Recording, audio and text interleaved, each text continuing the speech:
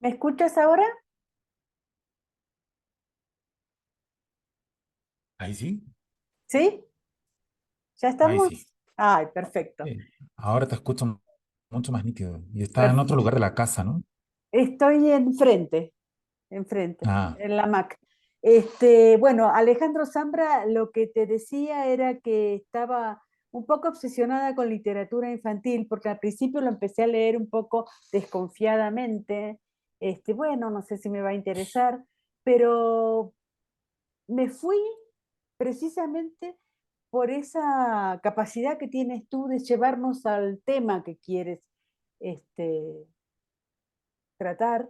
Y claro que me enamoré de Silvestre, claro que me enamoré de esta relación que existe entre un padre y su hijo, y traté, por supuesto, de pensar en mi padre, qué habrá sentido, qué habrá experimentado conmigo tan chiquita, ¿no? ¿Qué dices con respecto a eso? sí.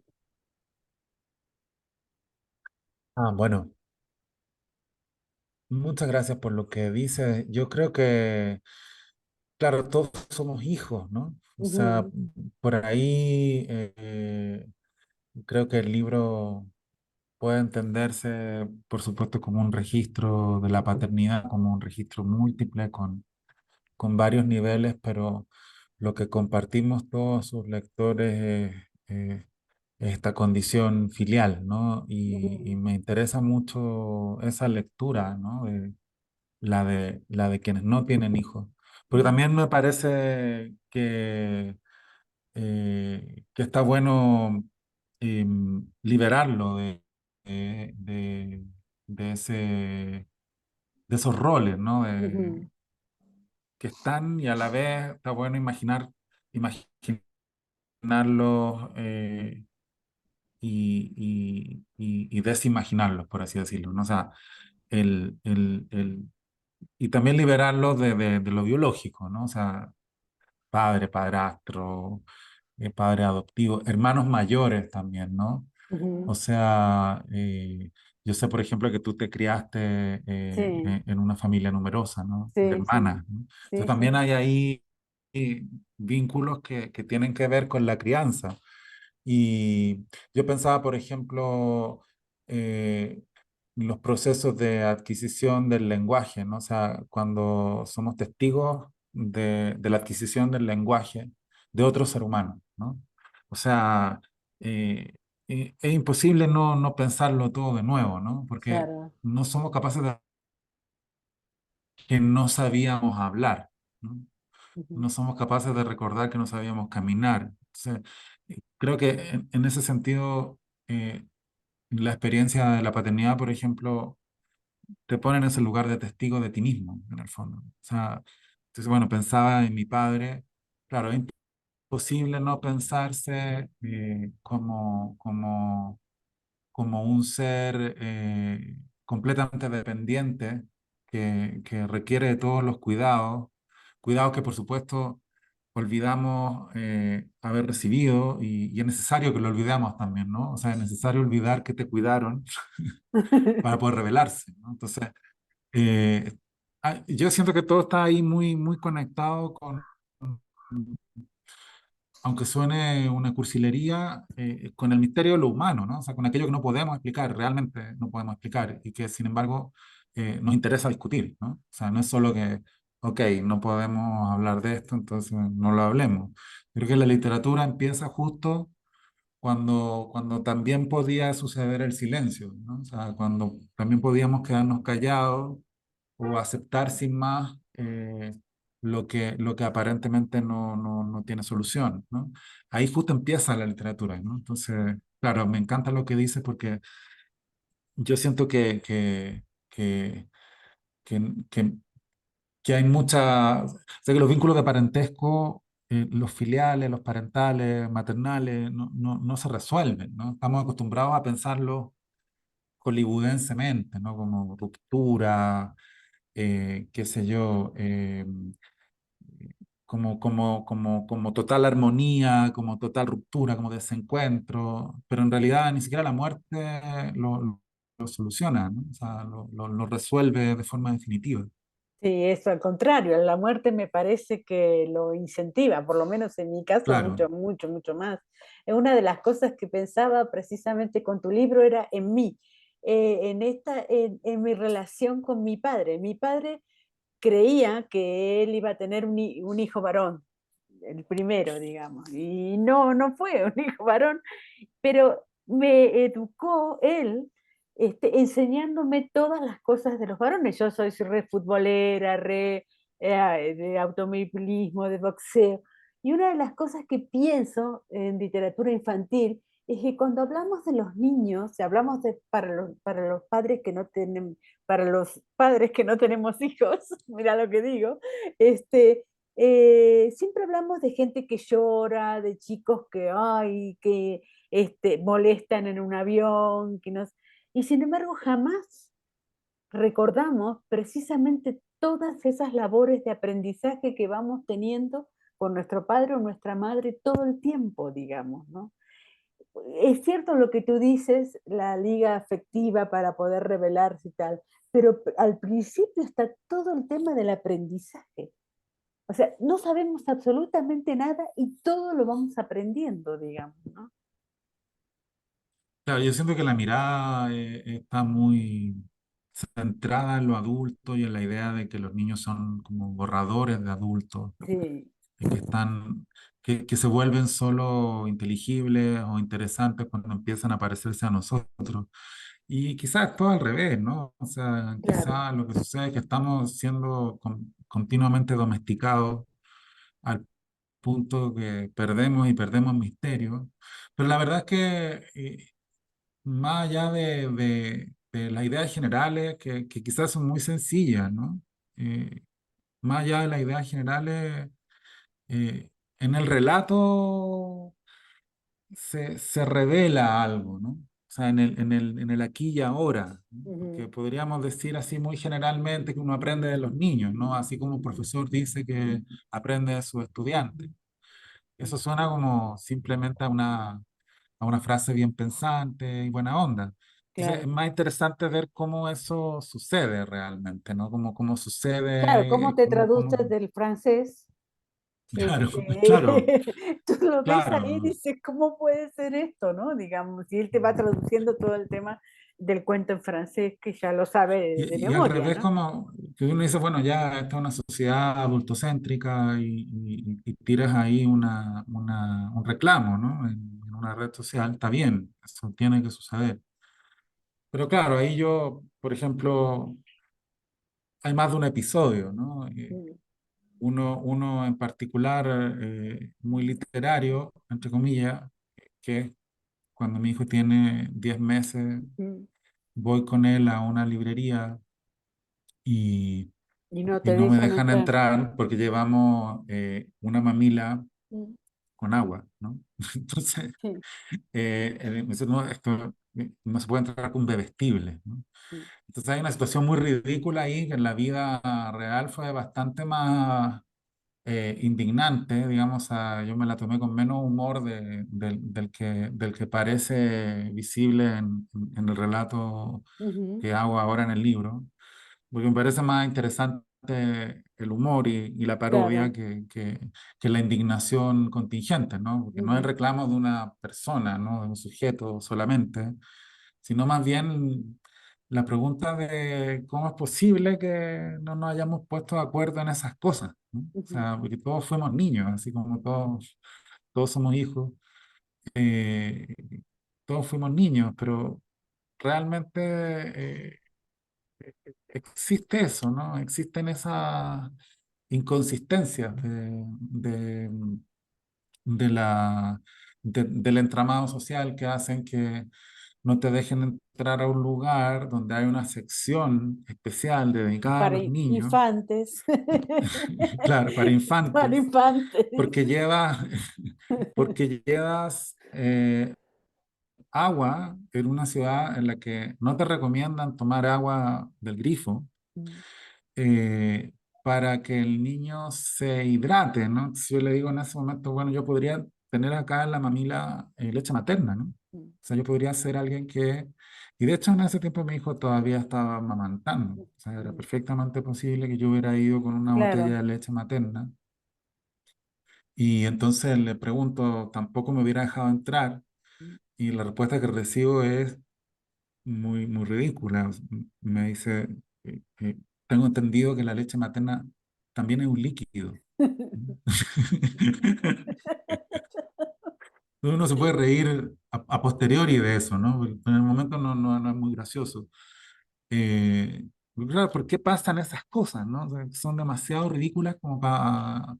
Incluso son como inverosímiles, ¿no? O sea, si lo Sí, pones en una novela, sí. parecería que está exagerando, ¿no? Pero, bueno, como esas cosas pasan varias, ¿no? Y tampoco lo importante no es que le pasen a uno, ¿no? O sea, sino que le pasan a mucha gente todo el tiempo. Cuando tú le dices, te llevaría en los brazos toda la vida y después reconoces que no vas a vivir todos los años que él va a vivir, porque 80 más 43 sumaría, bueno, casi 125, creo yo.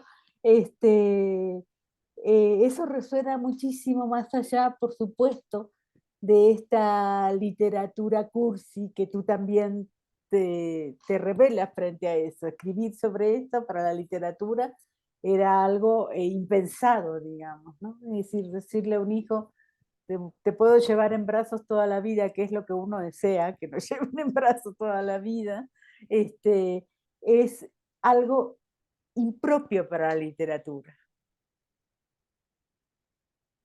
Sí, pero sabes que, Mónica, es la primera sensación, ¿no? O sea, Mm, es simplemente porque podríamos estar de acuerdo en que, en que todo cambia, ¿no? ujú, Cuando nace un hijo. Eh, pero la verdad es que, es que ahí aparece la muerte. Está claro. muy presente la muerte en el nacimiento, ¿no? O sea, Mm, en la figura más boba de un padre, una madre mirando a su hijo maravillado, también hay mucha conciencia de fragilidad. Lo primero que se ve ahí es un gesto medio nervioso también, ¿no? Que tiene que ver con la sensación de que se te puede caer, ¿no? O sea, claro. se te puede caer. Mm, No es fácil sostener a un recién nacido. Requiere un aprendizaje, hay una cierta extrañeza que a la vez coexiste con una tremenda naturalidad, ¿no? Pero la verdad es que existe alguien, y esto, claro, puede parecer insoportablemente romántico, eh, te interpondrías entre la bala y esa persona, ¿no? O ujú, sea, eso es real, mm, y eso lo cambia todo. mm, Lo cambia todo, o sea, porque aparece la muerte en otra dimensión. claro. Y entonces es imposible que no se reformule el tiempo, la vida cotidiana, ¿no? Y Ujú, luego también cómo vas lidiando con lo que acabas de señalar, ¿no? O sea, que también te acabas tú, ¿no? O sea, yo creo que es un momento ujú, en que también empiezas a pensar, eh, eh, eh, por supuesto, en algún momento dejamos de crecer y empezamos a envejecer, ¿no? ujú, Hay ahí un recomienzo que te pone en otro lugar sobre cursilería y eso, bueno, y es profundamente subjetivo, o sea, eh, no sé, pienso que de los 90 en adelante, toda la literatura que leímos, incluyendo en un lugar principal, diría yo, la literatura gay, ujú, escrita por hombres, eh, hizo, hizo redefinir completamente lo masculino, ¿no? O sea, en el fondo, una idea diversa de lo masculino es imposible que no incluya, por ejemplo, lo que nos enseñó Pedro Lemebel, lo que nos enseñó Manuel Puig, ¿no? O mm, sea, que hicieron incluso ridículas ciertas formas de expresión tradicional de los sentimientos masculinos, ¿no? Deja tú la literatura de mujeres, o sea, en el fondo es todo más abigarrado de lo que solemos imaginar convencionalmente hasta el día de hoy. A mí me impresiona de pronto que la literatura, siendo tan profundamente eh, rebelde, siendo tan profundamente transformadora, igual solemos pensarla de forma muy maniquea, ¿no? Ujú, Con géneros literarios, con límites ultra precisos son transgresores, ¿no? ujú, Una- o sea, si en el fondo seguimos hablando como si estuviéramos pensando en un corpus decimonónico, y sin embargo que nos emocionan no podrían caber en ninguno de esos rediles, digamos, ¿no? Entonces, por ahí también, claro, ¿qué es cursi, ¿no? O sea, ujú, cada lector lo decidirá y por supuesto hay un, un riesgo ahí, ¿no? Pero bueno, sin riesgo no hay nada. Yo creo que el riesgo además de la literatura es muy difícil de describir porque no es exclusivamente hacia afuera ni hacia adentro, ¿no? O sea, hacia afuera y hacia adentro el riesgo, ¿no?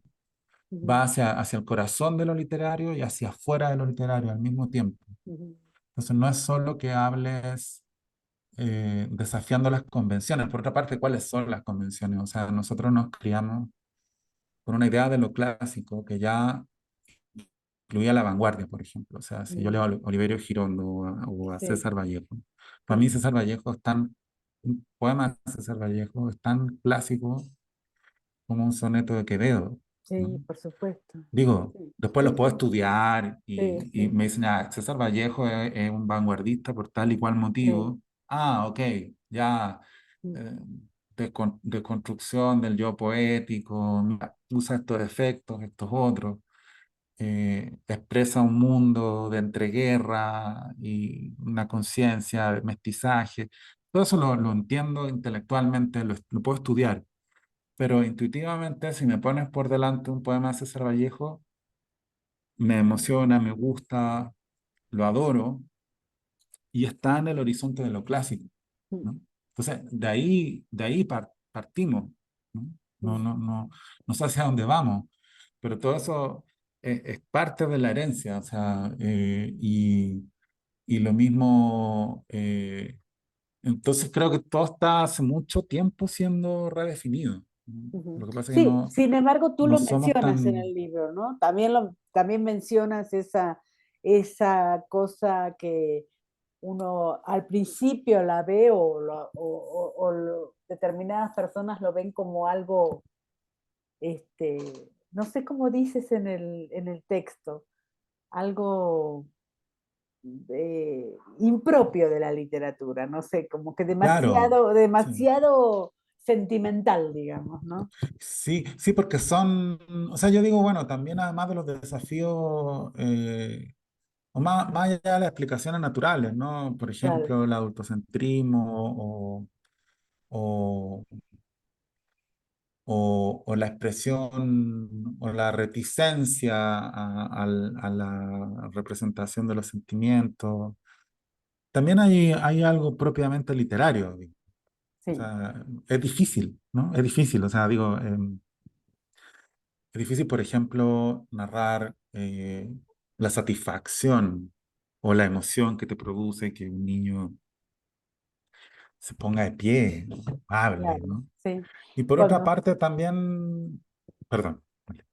no, lo que digo que me parece a mí que todo el libro es un canto a la literatura, más allá de esta relación de ti con Silvestre, de esta relación paterna y hijo, me parece que es un canto a la literatura, digamos, porque hay una intención muy, muy motivada y muy específica y visible aportar algo a la literatura. No, no digo que tú aportes algo como, bueno, voy a aportar esto, sino de poner algo distinto en la literatura.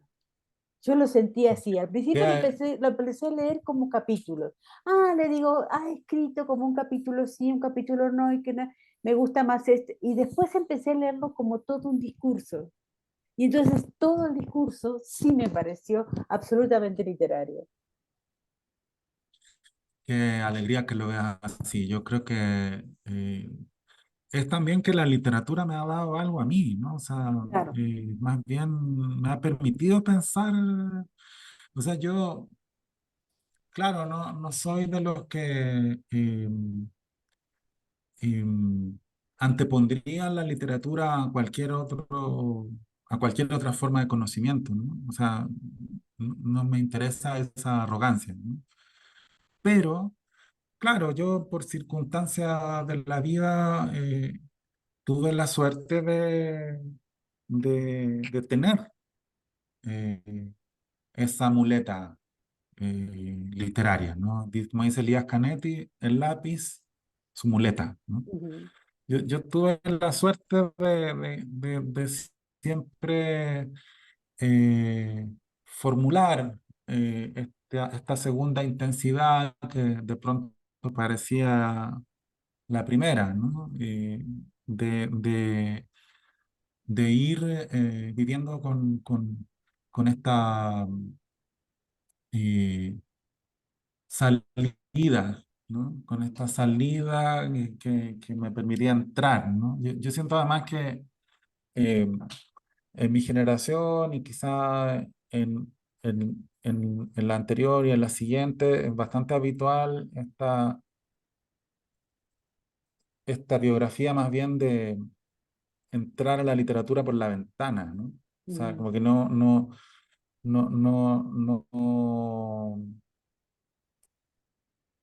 es que hayamos heredado, ¿no? El saber que provenía verticalmente de esta enorme biblioteca que había en casa. En general no había una biblioteca en casa y de pronto te encontrabas con la literatura y era como escuchar a una banda rara que te encantaba y que no mucha gente conocía. Y empezabas a juntarte con personas a las que también les gustaba esa misma banda, ¿no? Y ahí se generaba comunidad. Y se rompían clases sociales y se rompían costumbres demasiado rígidas y te empezabas a juntar con gente distinta a ti, pero que tenía eso en común, ¿no? O sea, sí, sí, y sí. esas comunidades que luego tienen mala prensa porque lo único que se ve de ellas son las peleas, qué sé yo, pero esas comunidades son muy fuertes, son muy poderosas, duran mucho tiempo, son muy pequeñas, casi invisibles. De pronto nos quejamos de lo invisibles que son, también de pronto nos quejamos de lo contrario, ¿no? O sea, también hay momentos en que decimos, hay demasiada gente que le gusta esta banda, ¿no? Pero en principio es el paso del tiempo, bueno, más bien confirma que son comunidades muy poderosas que van, o sea, invisibles y poderosas, ¿no? Y que están comprometidas con otra forma de experimentar el tiempo. O sea, al final eso es todo. Estamos todos muy agobiados, hoy más que nunca, con nuestros teléfonos ridículos en los bolsillos y la sensación de que nos estamos perdiendo algo y de pronto, bueno, aparece esta cosa tan anacrónica que es un libro en el cual te puedes perder y que está hermanado con todas estas experiencias como, no sé, la conversación libre, el amor, las caminatas, la crianza, ¿no? Que están, que solicitan otro tiempo y que podrían ser avasalladas por el tiempo cronológico, pero, pero que cuando las proteges reencuentras el placer. Yo sé que sueno terriblemente hippie, pero yo sí creo en eso, ¿no? O sea, en cómo el tiempo, por ejemplo, el tiempo de la escritura y el tiempo de la crianza se parecen, no son, no son enemigos, ¿no? Hay ahí un desafío, pero también hay mucho placer, ¿no? Lo que pasa es que, claro, de pronto prevalece la sensación de dificultad, ¿no? Bueno, porque no tenemos tiempo y porque estamos también dominados por un discurso de la productividad, de la rentabilidad. Entonces, si eres escritor, tienes que publicar todo el tiempo. Ojalá una novela, ojalá de 250 páginas, eh, ojalá eh, que ojalá complazca una expectativa previa, ¿no? Pero bueno, escribir es lo contrario de eso, ¿no? O sea, escribir, equivocarse, es escribir mal. Cada cierto tiempo aparece algo que sigues cultivando, criando, hasta que sientes que lo puedes compartir, ¿no? Del libro haces también una eh, comparación entre la literatura y la música y pensaba mucho también en un documental que vi estos días sobre Lewis Capaldi, un cantante autista que ha roto todos los récords. Y él decía que cuando tuvo su primer disco en el número uno, cada vez sentía menos la capacidad de ser músico, digamos, ¿no? Esta cosa que tú dices de si eres escritor, tienes que escribir un libro por año, 250 páginas, las expectativas. ¿Cómo has evaluado y incentivado tus expectativas con las expectativas de los demás sobre ti? ¿Son muy, No, muy distintas o no? es que no es tan difícil, porque en el fondo Mm, cuando uno sale al aire, eh, es una parte del trabajo de un escritor que es muy visible, mm, pero que no es relevante mm, cotidianamente, ¿no? mm, O sea, y claro, hay una puesta en escena porque aunque no lo quieras, el libro está terminado, ¿no?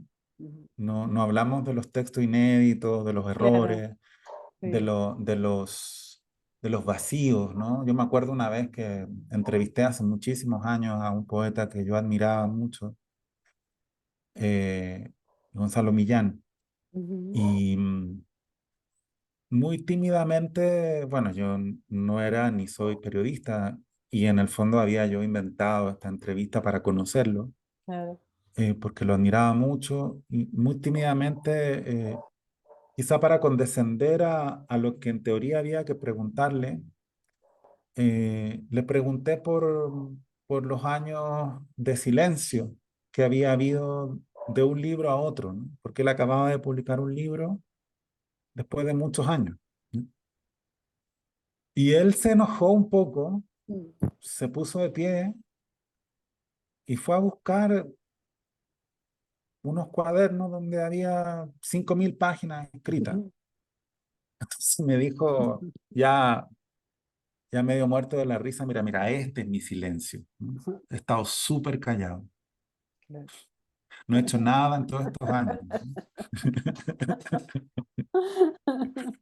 O sea, Ay, claro, todo eso sí, no se ve, ¿no? Todo eso no se claro. ve y entonces claro, si en una entrevista, de pronto, claro, es imposible resistirse a la necesidad de parecer profesional, ¿no? Mm, Y de proyectar solvencia, qué sé yo. Pero la verdad es que la escritura se da de una forma y tiene que darse así, ¿no? mm, O sea, eso es lo que yo siempre disfruté de escribir. Ese momento en que los planes fracasan, se reformulan un poco, ¿no? mm, Y en realidad no es que busques el fracaso, lo que sucede es que em, el texto empieza a existir en la medida en que se libera algo que va más allá de la idea, ¿no? Ujú. Eh, entonces, claro, es lo que pasa también colectivamente en una conversación, ¿no? Cuando recuerdas una conversación que disfrutaste especialmente es porque algo sucedió ahí, Claro, no porque estabas de acuerdo, claro. ¿no? Ni en desacuerdo. Puede que, claro, tangencialmente, claro, algo del placer se derivaba de eso, pero algo sucede ahí y tiene que ver con el aquí y ahora, ¿no? Con con lo inimitable, ¿no? Y, y, y no sé, las expectativas en realidad, eh, la versión personal de las expectativas, por supuesto, también existen, ¿no? Y la ansiedad y a mí escribir es justamente Mm. lo que me salva de la ansiedad de escribir, digamos. Claro, O claro. sea, es algo, la geografía se aprende con los pies, decía un amigo, ¿no? O sea, en ese sentido, eh, claro, hay una lucha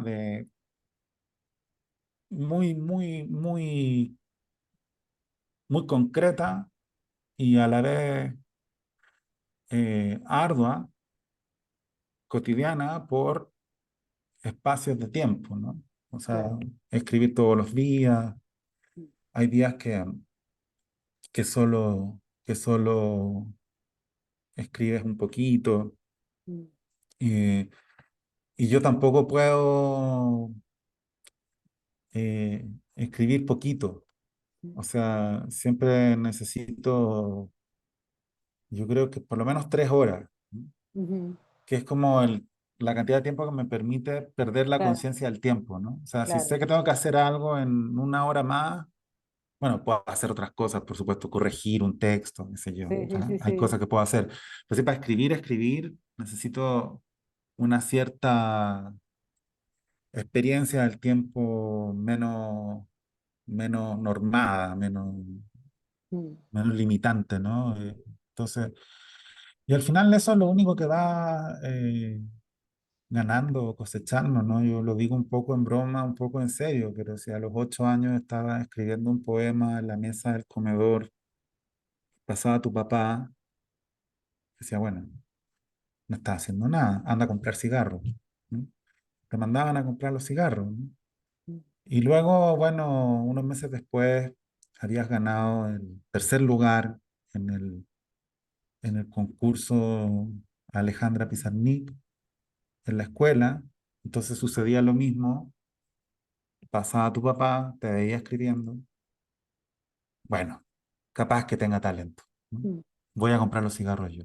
Y ahí habías ganado un poquito de tiempo. Y eso es Claro, lo que sigue sucediendo en distintas escalas. claro. Eh, Luego eres el que no va al asado el domingo y Mm. tus amigos se ríen de ti y dicen, mira, no fue al asado porque se cree novelista este huevón, ¿no? O sea, como, no, es que está con su novela, déjalo, ¿no? Ya se va a dar cuenta.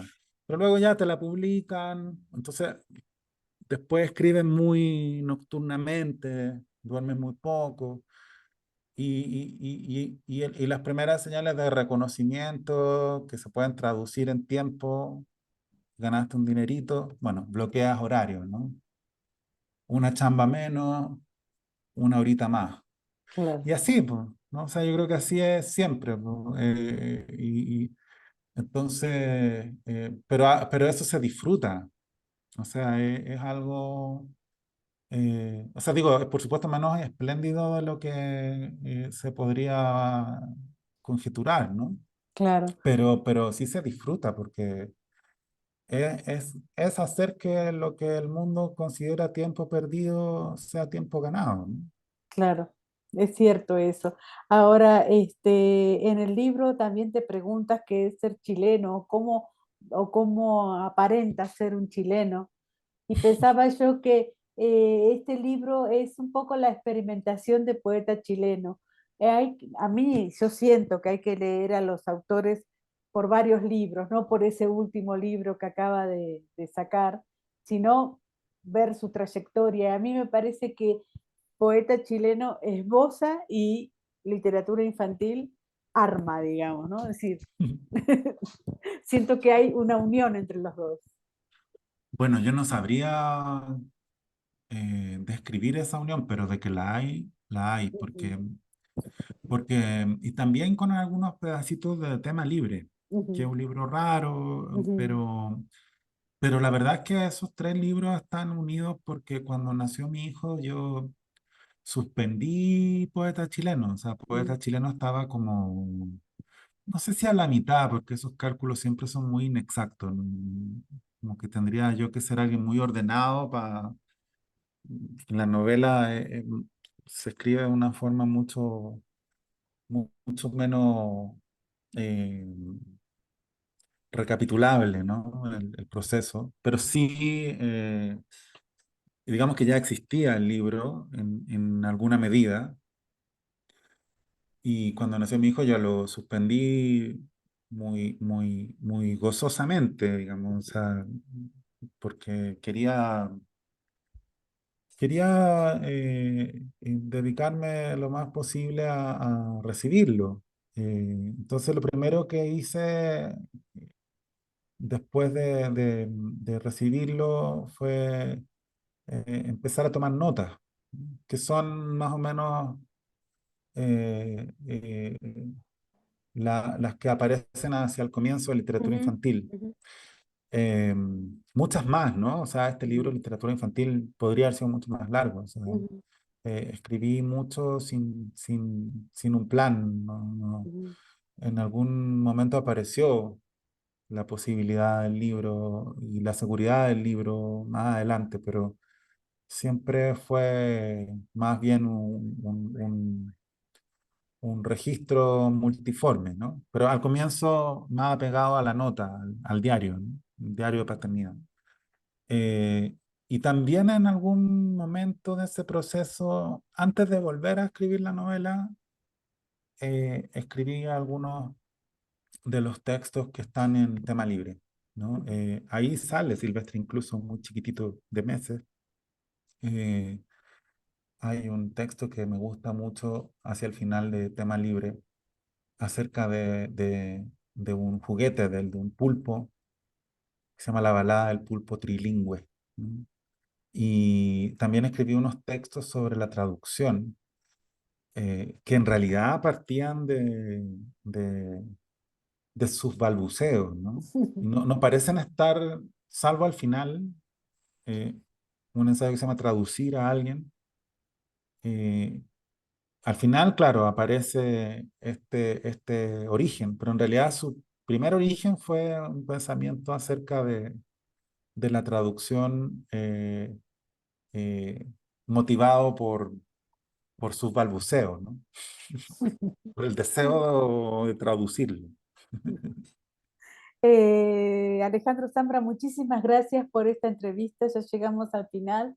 La última pregunta que te quería hacer era precisamente esos poemas que tú le transcribes, le escribes cotidianamente a Silvestre. Son poemas con rima.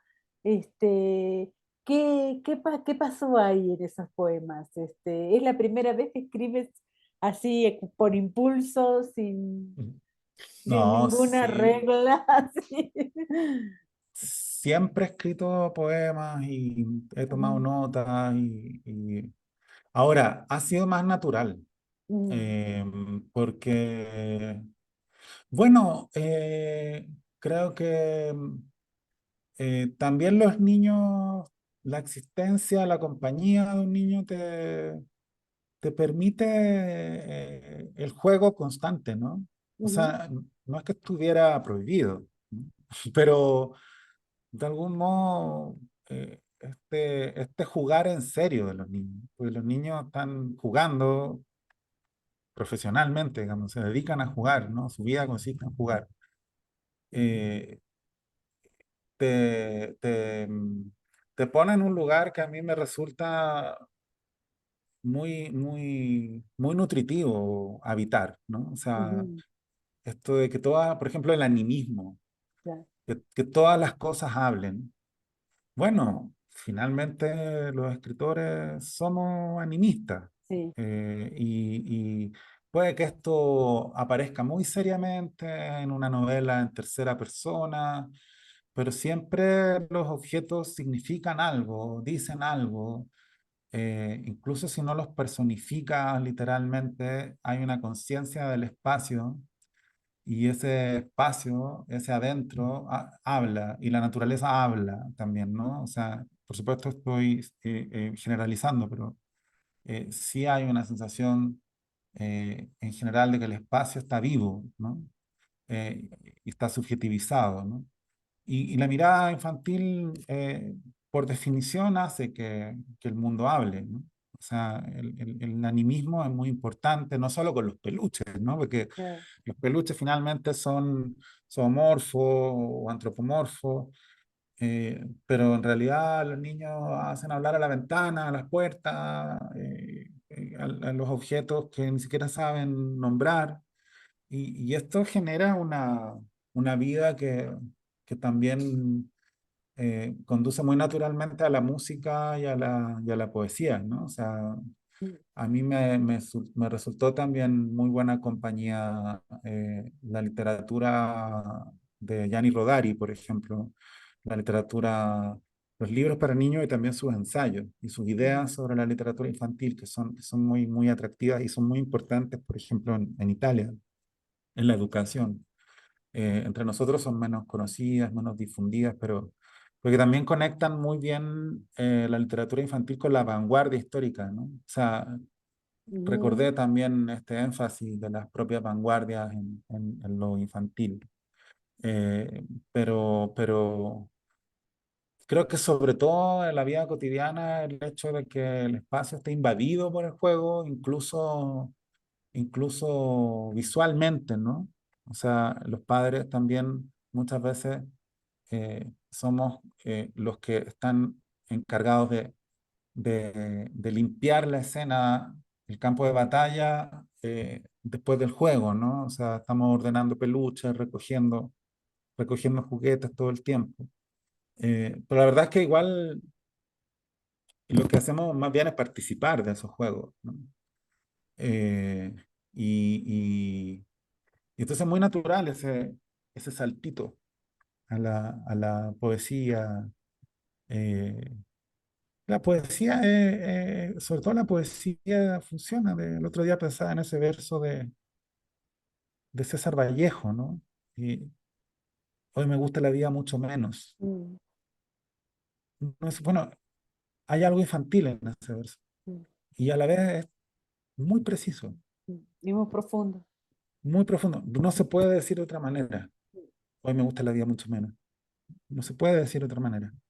Se puede corregir esa frase, pero al corregirla dices otra cosa. Claro, ¿Mm? cierre la poesía. Muchísimas gracias, Alejandro. Un beso No. enorme. Gracias a ti, Mónica.